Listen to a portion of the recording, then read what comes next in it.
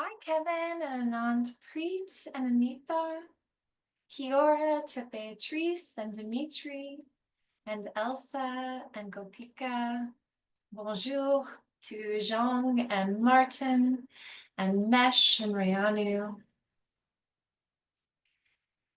Hello to Ronald and Salma and Scott and Sophie, to Lopa, to Tithi and Vinu and Will. So nice to see each of you, whether you're joining us live for today's webinar or joining us via recording. We welcome you to the OUM community. I'm Dr. Nicolette McGuire, and I am OUM's Associate Dean for Student Engagement. And I'm so pleased to have each and every one of you here today, whether you're joining us here live or joining us via recording. Today, we're going to be joined a bit later by two of our graduates, one in Australia and one in Samoa. They are both practicing clinicians and in the early years of their practice, and they're both in hospital today. So they have to pop in and out of our webinar. So we want to be very focused today on the questions that you have. And as well, I'll be sharing some information about the university and about admissions.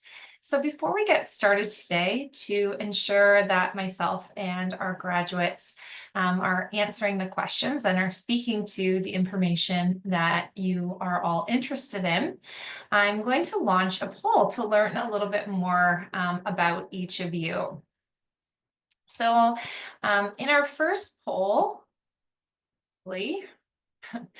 I'm going to ask each of you to tell me, where are you joining us from? So OUM serves students across 6 different jurisdictions, including Samoa and American Samoa, Aotearoa, New Zealand, the 6 states and the Capital Territory of Australia and the Northern Territories of Australia, as well as Canada and the USA. And you may also be a citizen of these countries, but may be located somewhere else today. So you can let me know that in our poll today. And I can see about 76% of you have let us know already that you're joining us from Queensland and Western Australia, New South Wales and Victoria, the Australian Capital Territories, Canada, and the USA. So I'm going to end the poll now, and I can show you the results of that. So one of the things that I love about OUM, and I'm coming up on being at OUM for the last 13 years as a faculty member, is that we get to be in classrooms and in spaces with colleagues and students and faculty from all over the world. And so, for example, right now it's 8 p.m. on Thursday for me, but for anyone in Samoa, it's 1 p.m. on Friday. And for those of you who are in New South Wales, I think it's 10 a.m.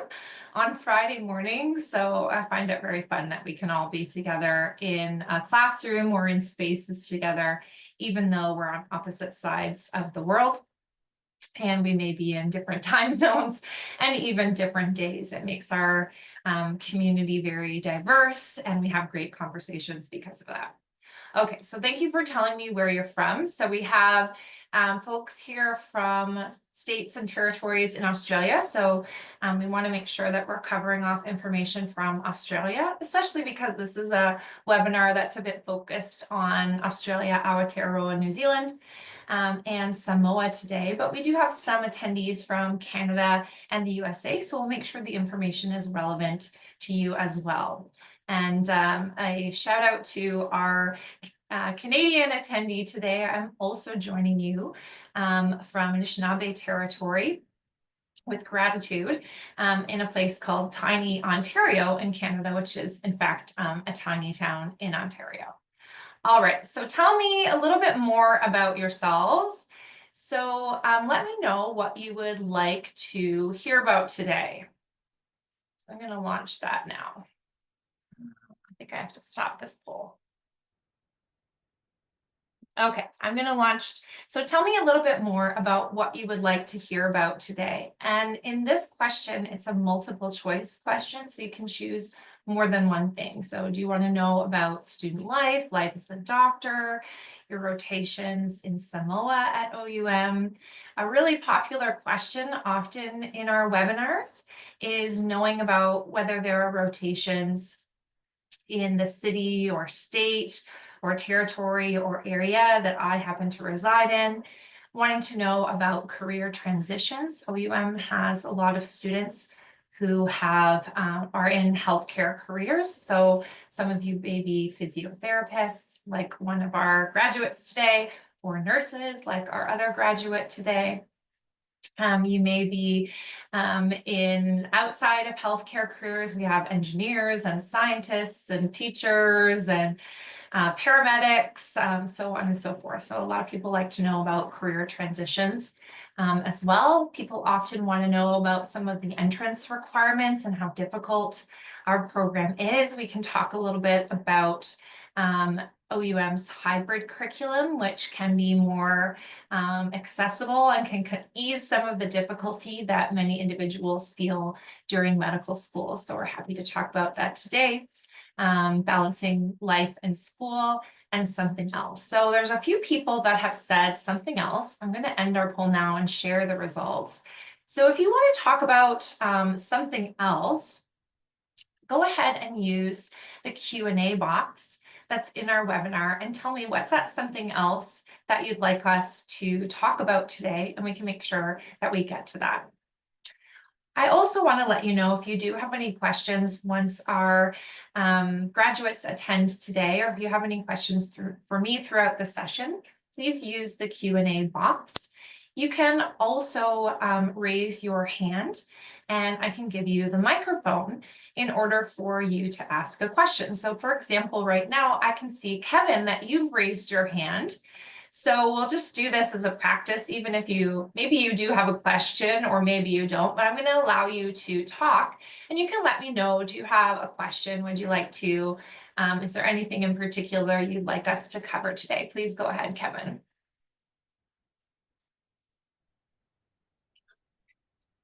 Hello, good morning. Can you hear me?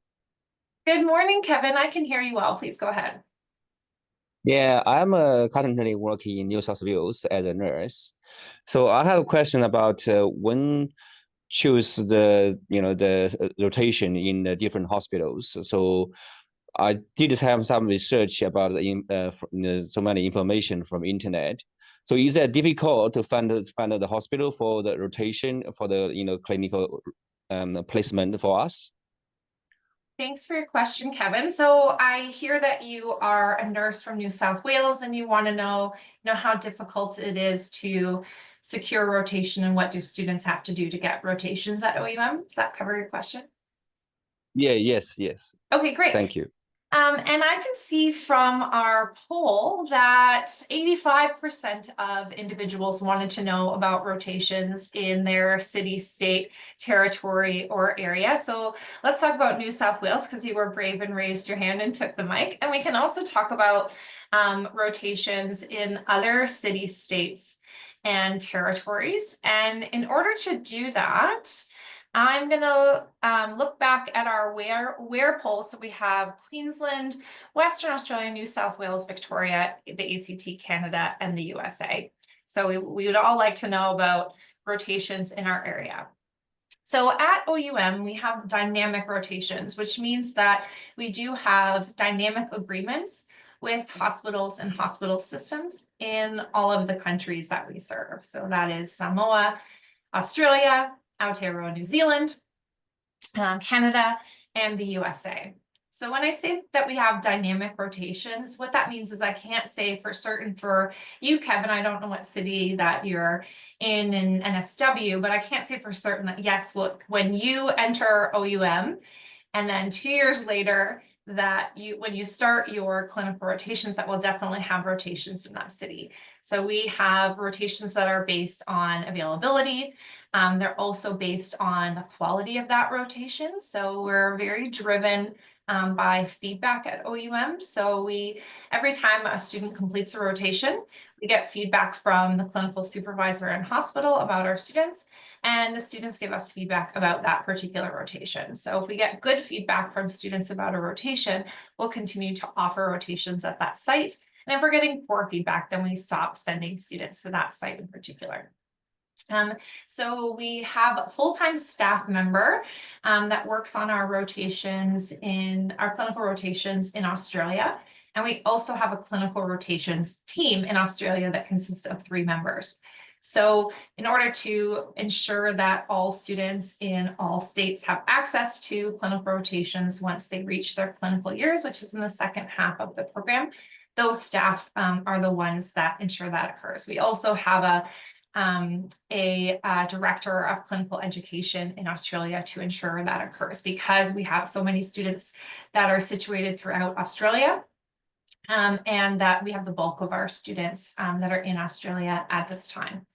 So, do we have any students that are unable to attain rotations when they live in Australia? Are they unable to attain rotations in Australia and thus they can't complete their program? No. Do all students have the opportunity to take all of their rotations in their city of preference, in their local city? No, most students will be able to take some rotations in their city, particularly if they live in a large urban area. And they also will travel for some of their rotations.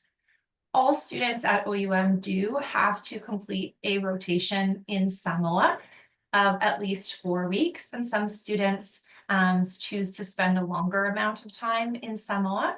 When Dr. Laifalima is here a bit later, she can talk to you a little bit more about Tupua Tamasese Mea Ole Hospital, or TTM Hospital in Apia, Samoa, where all of our students rotate and where we have a home office. And we can talk a little bit more about kind of what supports are in place for the Samoa rotations for students. So that is to say, students in Australia have the opportunity to take some of their rotations locally, and to increase the availability, they often do travel as well, usually to other states in Australia. We currently have an excellent site in South Australia. I see that there's some folks that are from South Australia here today. And we have sites in Western Australia, in Queensland, in New South Wales, as well as Victoria. We don't currently have a site in Tasmania, but that may change by the time that students in Tasmania are rotating. For those of you who are joining us from the USA and Canada today, we do have dedicated sites in the USA right now, in Chicago and in Hawaii.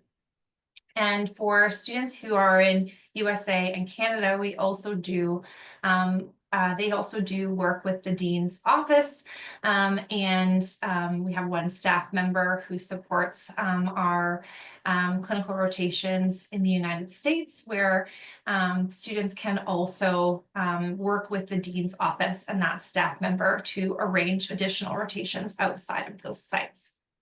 Because we now have these additional staff members in Australia as well, in addition to the dynamic agreements that we have with hospitals across Australia, we do also support students to identify rotations at additional hospitals. So for example, Kevin said that he's a nurse, perhaps he's a staff nurse with a particular hospital system, and he's really interested in doing his clinical rotations at the hospital he's worked at in the past, but we don't currently have an agreement there, or we don't currently have students there. Prior to starting rotations, you can work with the clinical rotations team in Australia to see if we can get agreement in place for you to do as many rotations there as they have available at that time. So because we are a smaller school, We do allow for, we do have the ability to work with students one-to-one when they do want a rotation at a particular site. But of course, we can't guarantee that because it relies on the agreement of the site and also for them to meet our quality assurance standards.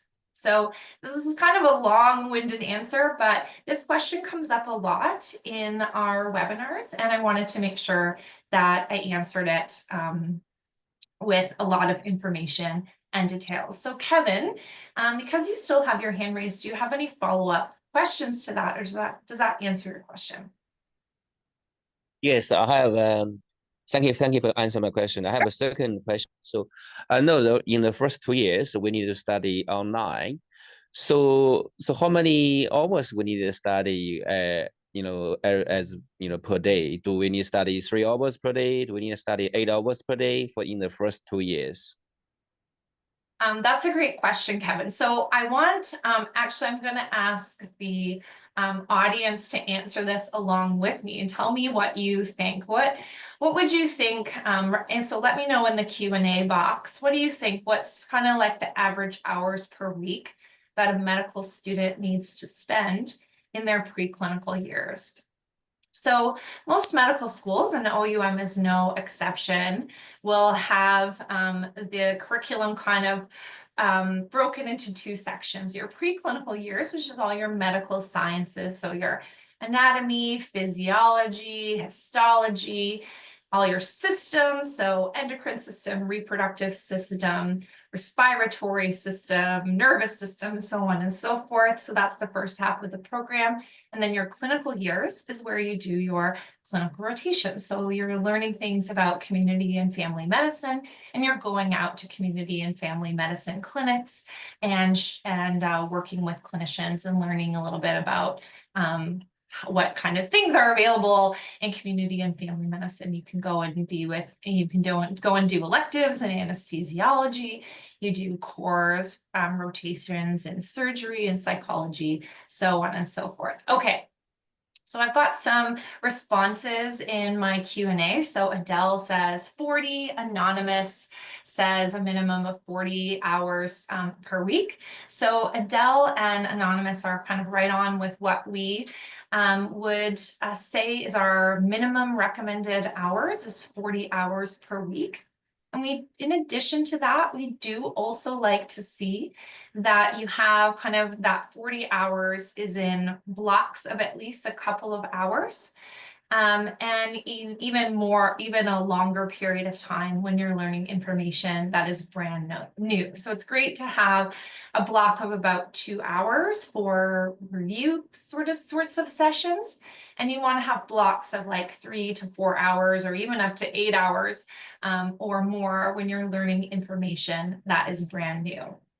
So because OUM has what I refer to as this hybrid curriculum, where you have your preclinicals are in an online and live format, you have an opportunity in your preclinicals to kind of spread that 40 hours across your week as you see fit. So like Kevin and maybe like others of you who may be nurses or physiotherapists or paramedics or physician assistants, and you may work, 12-hour days, certain blocks of days, and then you have certain days that are free where you have more time available. So maybe you can't fit, a 4-hour block or an 8-hour block on a day that you work 12 hours.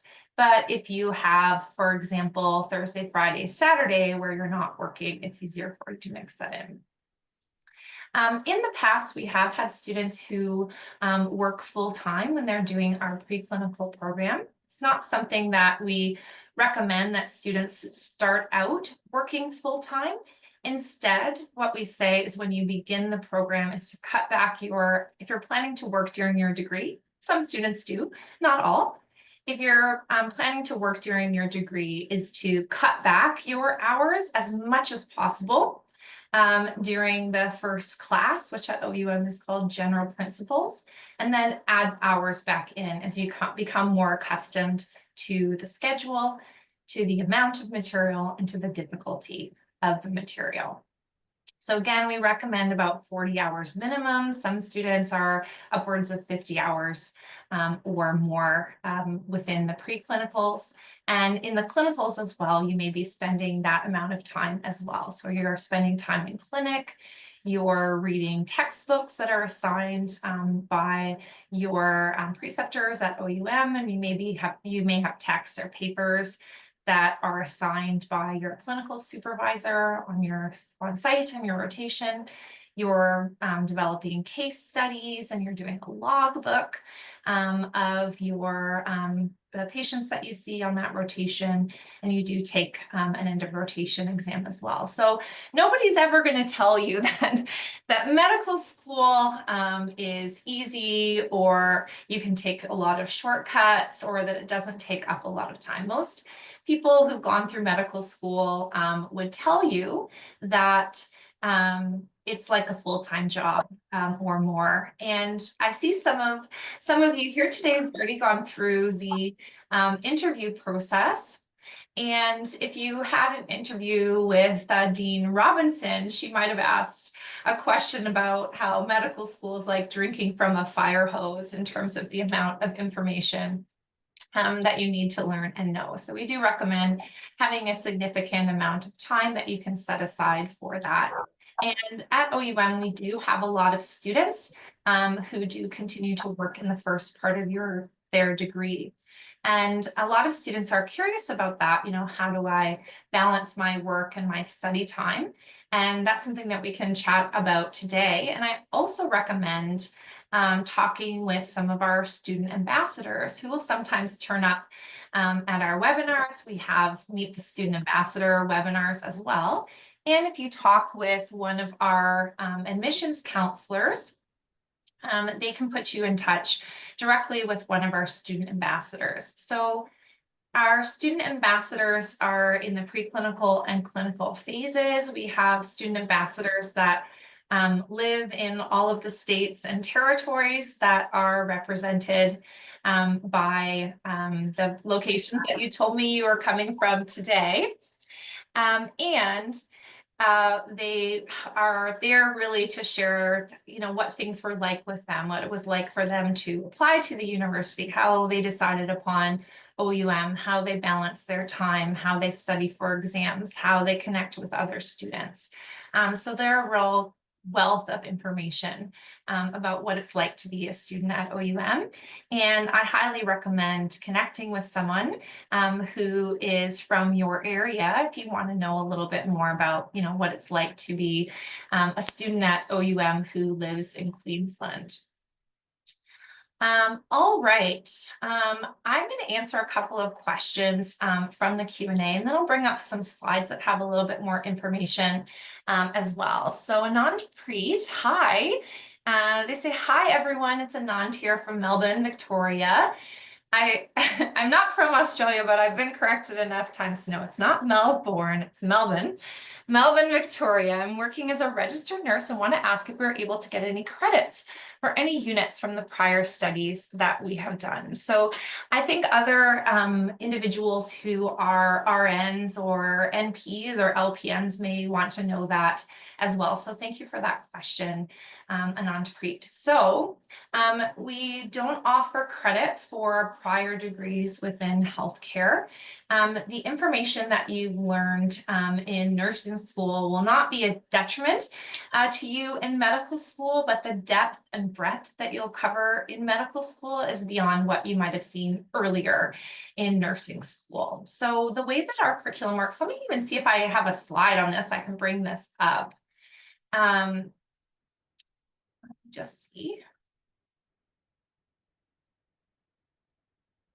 Oh, it's not giving me that. So the way that our curriculum works is that the basic medical sciences like biochemistry and anatomy and physiology and histology and pharmacology and so on and so forth are integrated into the systems. So when you start at OUM, a lot of individuals come from healthcare backgrounds like you and Anjpreet, and others do not.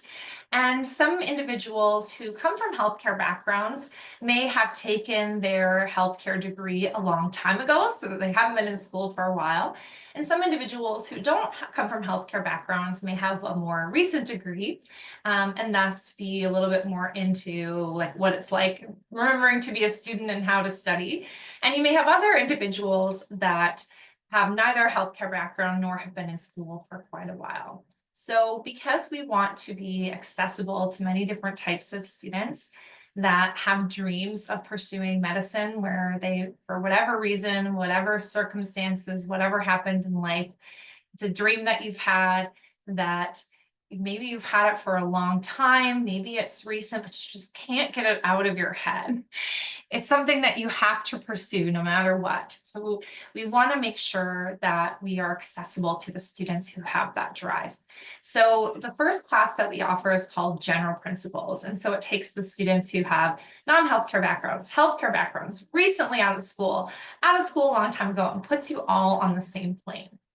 So you learn the basics for medical sciences that you apply into the systems, kind of get you back into the swing of things, get you up to the pace and speed of information coming at you in medical school, and also give you a little bit more information about an experience about how to learn in this type of environment, how to get through the level of information, how to take exams, so on and so forth. So in our preclinical curriculum, we have recorded lectures that are short and topic based. And so what will happen at the outset of that recorded lecture, at the beginning of each week, you get a set of like maybe 8 recorded lectures that are on particular topics. And they say, each of these lectures has a TLO, a topic learning objective. So it says, oh, today we're going to cover the etiology, pathophysiology, anatomy, histology, and I already said pathophysiology of the parathyroid gland. So that lecture will then cover that. So you have 8 of those lectures that you listen to recordings, and there's some activities in there. You can take notes. You're given a set of the set of slides that those, though we call them SCORMs, are using. So you can use those to take your notes. And then once you've gone through those, then there are 3 live classes. There's a workshop where you ask and answer questions. There's a case study where you get a case. So someone comes in and they have signs of hypercalcemia, and they're post-thyroidectomy, and you're looking in to see, do they have an issue with their parathyroid gland? So you'll discuss that case with the professor and the other students in the class, and so on and so forth. And then the last lecture, the last kind of live class in General Principles, is a review class to help you get kind of prepared and make sure that you understand all of that material. And then you have practice quizzes each week. And then throughout the class, you have a midterm and a final exam.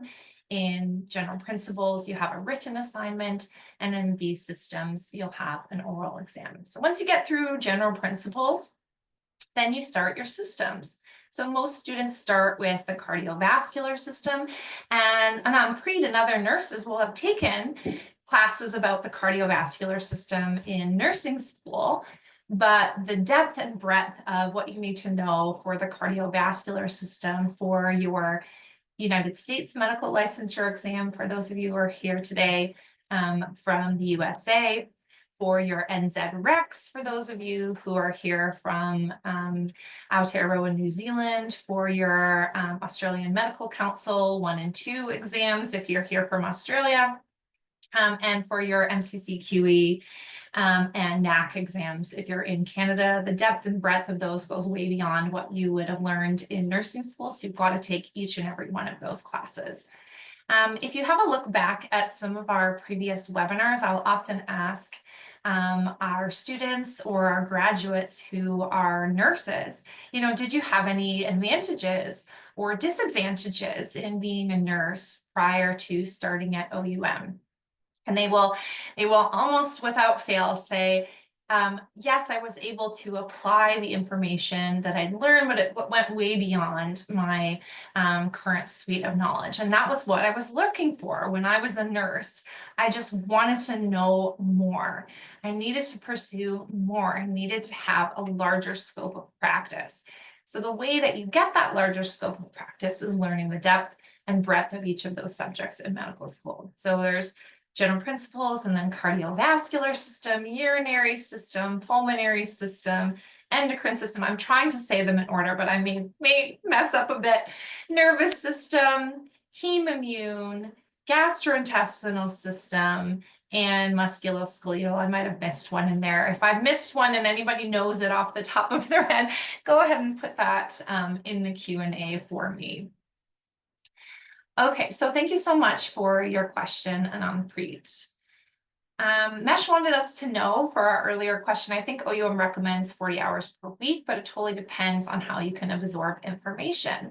Well, let's talk a little bit about absorbing information. Everybody has a different learning style, and everybody likes certain subjects more than others and finds them easier or more difficult than others. So it may be, for example, that you are really into the cardiovascular system and you really understand like the physics and the flow of fluids through different different diameters of tubes, and that all makes sense to you.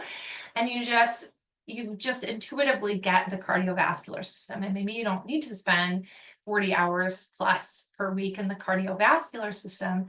And then you get into the endocrine system and you're like, there's no like single organ in the endocrine system, and it's all about how hormones act on target tissues to maintain homeostasis. And it just, the intuitive things that you got in cardiovascular just doesn't make sense to you in endocrine.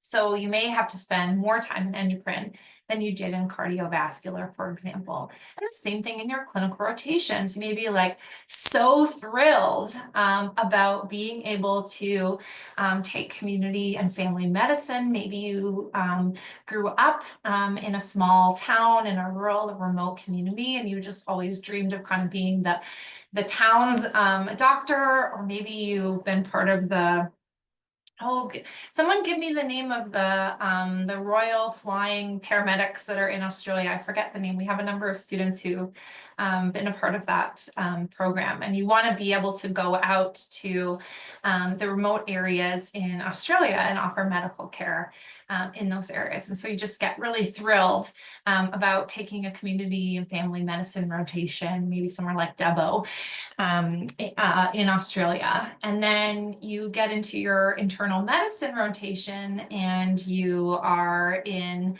downtown Sydney. And it's just, whoa, it's just a completely different pace and way of thinking about things.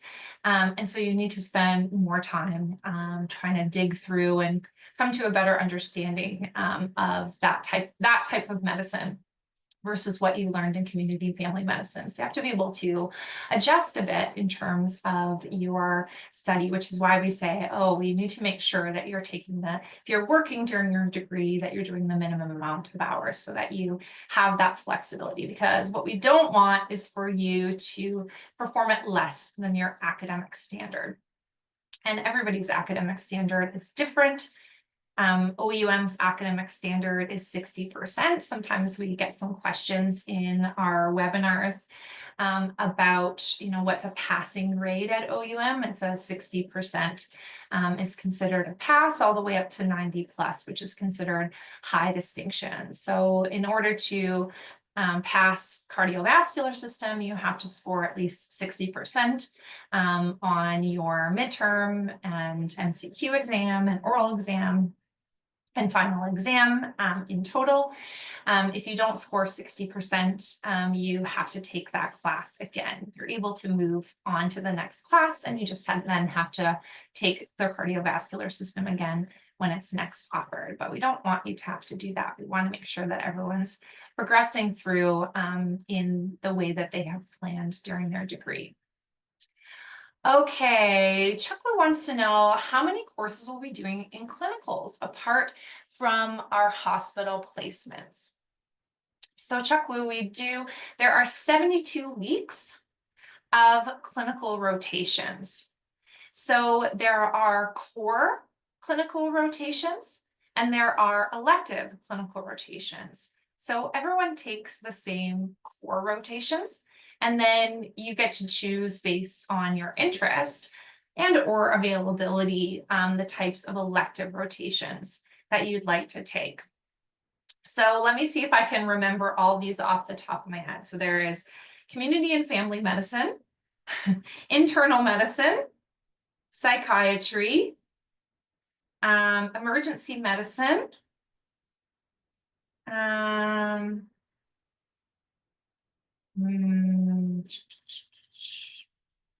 to go in order. Okay, I'm going to pull it up. I want to make sure that you have this.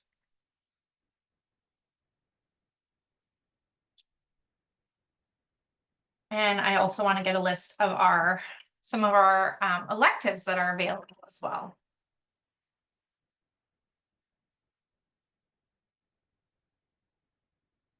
I'm going right now into our student information system. And so everyone has access. If you're an OUM student, you have access to your electronic records. You can monitor, how far am I in my clinical rotations? How many weeks left do I have of my 72 weeks? How many weeks left do I have of my 56 core weeks, and so on and so forth. Oh, I can't believe I forgot OB-GYN. Okay, so family medicine, emergency medicine, psychiatry, internal medicine, OB-GYN, pediatrics, surgery, and emergency. So some of the electives that we offer are pathology, radiology, intensive care, anesthesiology. You can do electives in family medicine. Let's see what else.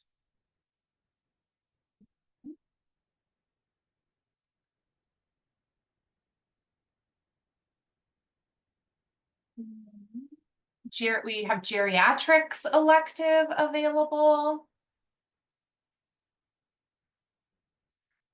What she's taking. And let's see what we've got currently.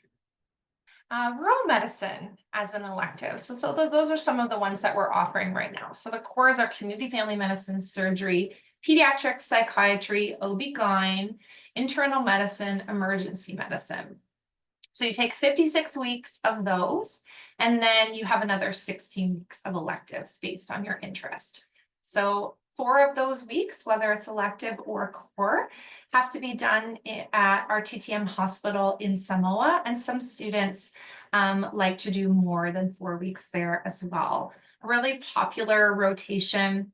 Actually, there's 2 very popular rotations in Samoa. The first is OB-GYN because of the hands-on experiences that our students get in Samoa. So some of them are even working and catching babies in their rotations in OB-GYN and scrubbing into surgeries where they wouldn't have that opportunity otherwise in their clinical rotation.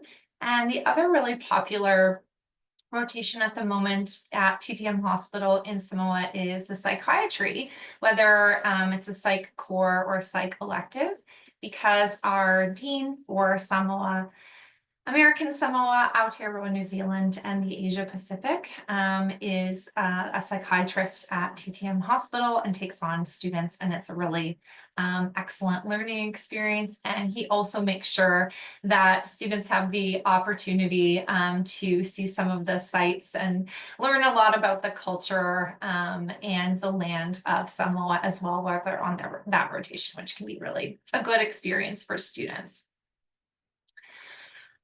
All right, so I saw also that some of the things that people were telling me in the poll that they wanted to know was about affordability of the program. And I also see that Dimitri has asked, can you please tell us the price of attending OUM in US dollars? Does OUM take federal financial aid? So the price of OUM is available in June to July of each year because it increases yearly with the CPI index, which is different in each country. So I can't tell you off the top of my head the amount that it would cost you to attend OUM in US dollars because it will depend on when you start OUM, and it will depend on the consumer price index each year, which is somewhere between 2 to up to 6% each year. So does OUM take, but however, that information is available on the website. And if you're having trouble finding that, your admissions counselor can direct you and can give you the most current information for your country of origin. For Dimitri and for those of you who are coming from the other countries that we talked about in our poll, you pay your tuition in the local currency. So if you're a resident of Queensland and you're attending OUM from Queensland and you are going to be doing your rotations in Australia, you pay your tuition in Australian dollars. If you are in my home province, let's say you're in Ontario in Canada, and you're going to be doing your pre-clinicals in Canada, you maybe will be doing, will actually be doing some of your rotations in the USA, maybe doing some within Canada, you pay your tuition in US dollars. In addition to your tuition, there are fees. So for example, we have a fee for our library each year because we have an electronic library that's subscription based, but it gives you access to all of your textbooks. You don't have to buy any textbooks, or you don't have to rely on older editions because everything in the library is up to date in terms of what's being used in class. There are also some rotations that have hospital fees, and so those are fees that are included or that are applied to your tuition and fees while you're in clinical rotations. And I can't discuss the prices of each of those because I don't know, because it depends on the particular site, what they charge. So we don't have any control over how much hospitals charge for those fees. So does OUM take federal financial aid? So we do not currently have any students in the United States who are on federal financial aid. We do have students in Samoa who are on scholarship. We do have students in Australia who have sought independent scholarships and are receiving some scholarship monies. And we do have students in Canada who are receiving federal and provincial student aid. So for you, Dimitri, we don't currently have any students who are on federal financial aid. As things change with the NCFMAE, which currently relies on a US-based system, but is switching to WFME, which is the World Federation for Medical Education. OUM is accredited by an accrediting body that is in turn accredited by WFME. There may be, by the time you start OUM, there may be additional opportunities, but currently we don't have any students on federal financial aid. Let's take one more from Bea, who's joining us from Massachusetts in the USA. My sister lives in Massachusetts, and we do have some students from OUM who have lived in Massachusetts or who have graduated. So I am an 18-year RN in Boston, here to fulfill my dream of becoming a doctor. Well, that's great, Bea. It's so nice to hear from you. And I bet if we asked for like a show of hands, there might be others who are, who maybe have 10 plus years of having a dream of becoming a doctor. And if we were talking to Norman Chu, who is one of our student ambassadors and is a former nurse, he would say, it's not too late. It's never too late. You just get started now, you'll be 1 year more ahead than if you had waited. Okay, so Bea and others who maybe have 10 plus years of wanting to fulfill their dream of becoming a doctor. I plan to start med school in 2026. Anyone here from USA that would like to connect? So if anybody would like to connect with Bea, please go ahead and reply to her question in the Q&A box. So Bea said she plans to start med school in 2026. So let me ask others of you about what your plans are. So I promise this is my final question. And let me know what stage in your medical school journey that you're at. Are you seeking some initial information? Are you thinking of applying? Are you planning to apply and maybe attend medical school next year? Have you been accepted? Are you starting soon or something else? Let me know.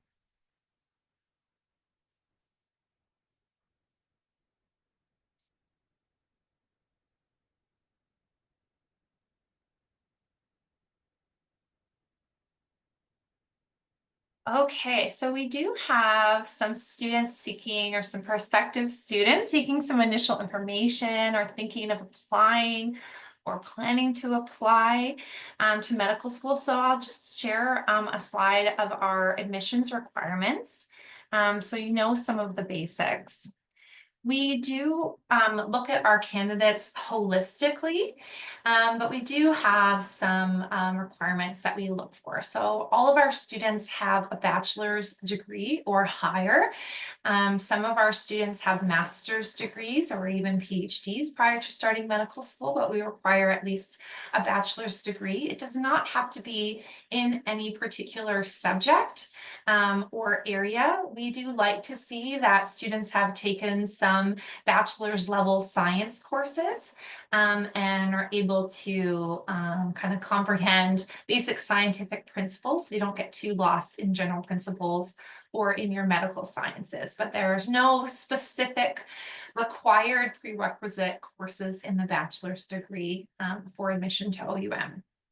We like to look for at least a 3.0 GPA on a 4.0 scale or a 5.5 GPA on the 7.0 scale. That is not a hard limit. If you do not have a particular level of GPA on those scales, do not let that stop you from talking with an admissions counselor or thinking about applying to OUM. We look at our candidates holistically. We're not just interested in the numbers that you have or what you look like on paper. We're interested in who you are as an individual, what you would bring to our community, the passion and drive you have for becoming a clinician, the level of empathy and compassion that you're able to cultivate, and your overall drive and desire to be part of our multinational community.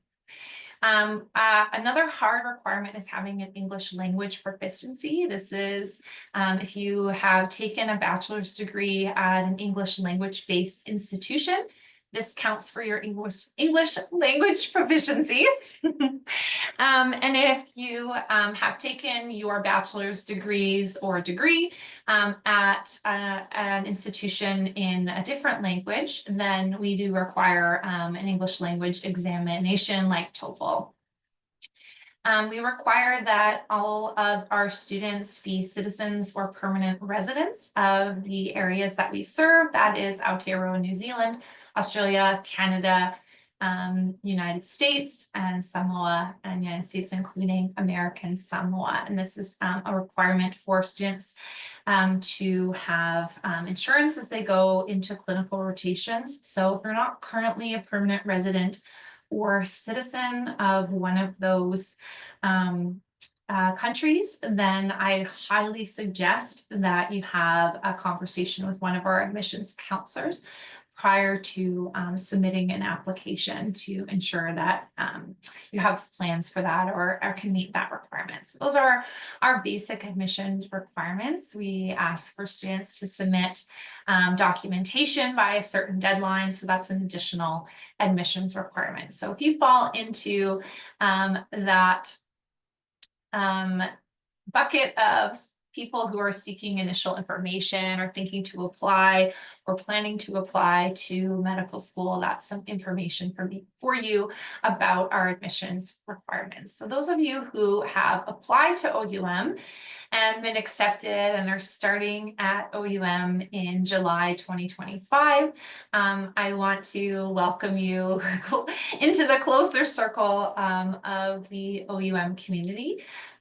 We have some sessions coming up for those of you who would like to know a little bit more about the financial requirements or about the study requirements, the USMLE pathway or the standard pathway. We do have some sessions coming up with our Chief Financial Officer and our deans to give you some further information. For those who are starting at OUM in July 2025, we want to make sure that we get you started getting your best foot forward. So we have a meet and greet session coming up later this month and a session with our Chief Financial Officer. So you've got all the information about the current tuition rates and fees and planning for that. We have our study skills for student success sessions coming up, which is myself and our student success advisor manager, Dr. Chi Okeke, who has been a guest of our OUM webinars in the past. Fantastic individual. So she and I run these sessions to sort of get you started, and we run a mock study hall. We talk about time management and supporting your planning for study and working with student ambassadors and advisors and with your professors in order to get the most out of the time that you use for study. After that, we have our O week, orientation week, where you get to meet all of the staff and administrators and leadership at OUM. We walk you through our technologic requirements, and we have a workshop on technology to ensure that you can use everything appropriately before you get started. You get to have a session with our course director for general principles, Dr. Jess Owen, who's fantastic and who's also our acting dean for research. We have a research requirement as well, but as Dr. Jess will tell you, you do not have to have a research background in order to complete the research requirement at OUM. Part of being in medical school and becoming a doctor is being able to read published research and being able to critically analyze and understand the results and be able to discuss that information with other clinicians in order to provide the best available care to patients. So we ensure that's part of our degree, and we walk you through a very detailed and definitive 10-step pathway to ensure that you're able to complete the research requirement. We have advisors to support you. So not to worry, you don't have to be a PhD level research in order to be a medical student at OUM or to become an author of a research paper, which each one of you will be by the end of your degree. So we're going to wrap up our session here, but I just want to look through our Q&A to see if we've got any additional questions that we can answer. And Anitha and Anonymous let me know it's the Royal Flying Doctor Service. So thank you so much for that. We have a couple of graduates that are part of our FDS. And Ananpreet let me know about that as well. All right. So Anonymous and another Anonymous wanted to know a little bit about the scholarship options available in Australia. So I can direct you to our OUMSA, our OUM Student Association, who compile a list of organizations that students have applied for private scholarships in Australia and other jurisdictions. that OUM serves. So they would be the best individuals to talk with about the scholarships that are available throughout the jurisdictions that OUM serves. I'll only ask that you allow them a little bit of time for their response. We just had our elections for our new OUMSA officers, so they're brand new in that role, but they'll be able to get you that information. Toot sweet. All right, so Kevin and Anonymous want to know a little bit about essays and oral exams. So maybe I'll answer that and then we'll end for the day. So are there many essays to write in order to pass courses in the 2 years of online study? And what is an oral exam? Can you please expand on that a little? Is it supposed to be a presentation? So no, there are not many essays to write in order to pass the preclinical courses. There is a written assignment in the first class, the general principles class. And then in all the systems, there is an oral exam. So only one written assignment in the preclinical. And then in the clinical years, you have case studies that you write up, which are not like an essay. They're more like there is a patient that you saw during your clinical rotation, and you do their history and their physical exam, and you do a differential diagnosis, and you write that all up in a case study. So you do those in your clinical years. We have rubrics and templates for all of that, so you don't have to be have your bachelor's or master's or PhD degree in English in order to get through those requirements. The oral exams are a 10-minute exam. You are asked 3 questions and then you just answer them. So rather than kind of other exams where you're, picking multiple choice, A, B, C, D, E, or whether you're writing a short answer or a short set of, 3 to 4 sentences, a short essay, you're asked a question and then you reply in about 3 to 4 sentences, ideally. And so you answer 3 questions, you have 10 minutes. In the oral exams, they're offered usually a couple of weeks before the final exam, and they're usually tested on 2 weeks of the material. So the oral exam questions are drawn from the last 2 weeks or so. So that's a little window into what it's like in the preclinical years.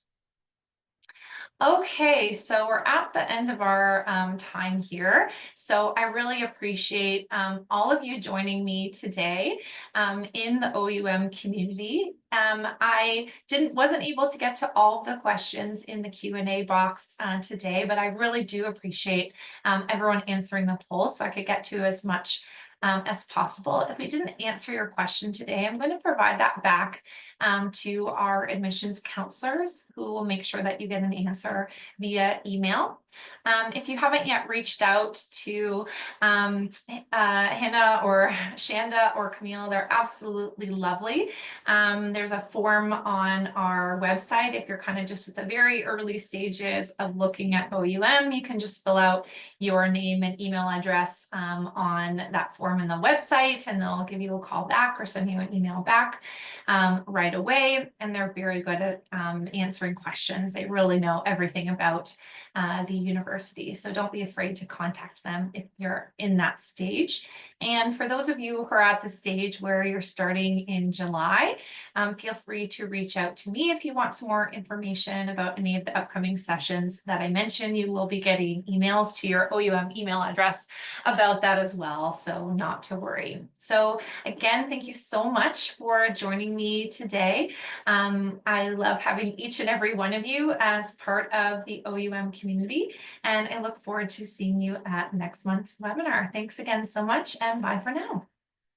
See you soon.